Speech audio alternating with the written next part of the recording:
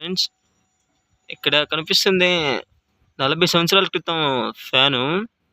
దానికి పెయింట్ పోవడం వల్ల ఇలా తయారైంది.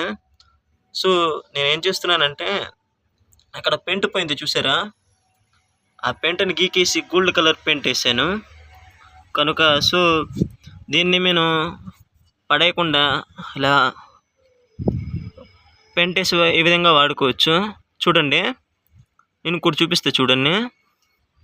ఇదనమాట గోల్డ్ కలర్ పైన ఇలా వైట్ కలర్, బ్లాక్ కలర్ వేసాను. ఈ విధంగా పాత ఫ్యాన్నే ఇలా పెయింట్ వేసుకొని వాడుకోవచ్చు. నేను ఏ స్ప్రే పెయింట్ వేసానంటే ఒకసారి చూపిస్తా చూడండి. ఇదిగోండి, ఇది ఇలా షైన్ చేసి ఈ విధంగా స్ప్రే పెయింట్ని వాడుకోవచ్చు.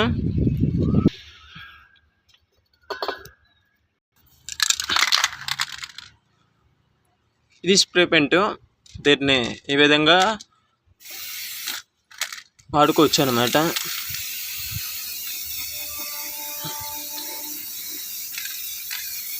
చూస్తున్నారు కదా, చూసారు కదా, ఈ విధంగా మనం వాడుకోవచ్చు అన్నమాట.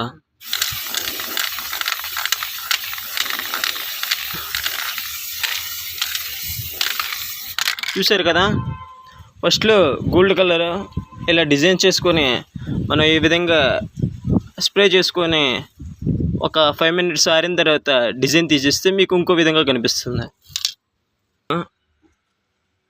చూసారు కదా,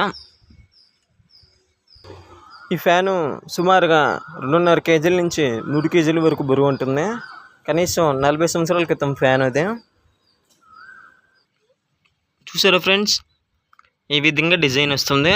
ఈ డిజైన్ని మనం ఫ్యాన్కి ఫిట్టింగ్ చేసుకొని ఈ విధంగా బిగించుకుంటే మనకు కూడా పాత ఫ్యాన్ కొత్త ఫ్యాన్గా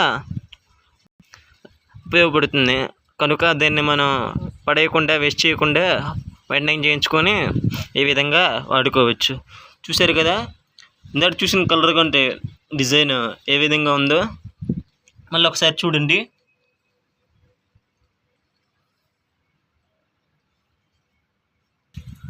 ఫ్యాన్ బాడీ, రెక్కలు మనం ఫిట్టింగ్ చేసుకుంటే ఇంకో విధంగా బాగుంటుంది. ఓకేనా? ఈ వీడియో నచ్చితే లైక్ చేయండి, షేర్ చేయండి, సబ్స్క్రైబ్ చేసుకోండి.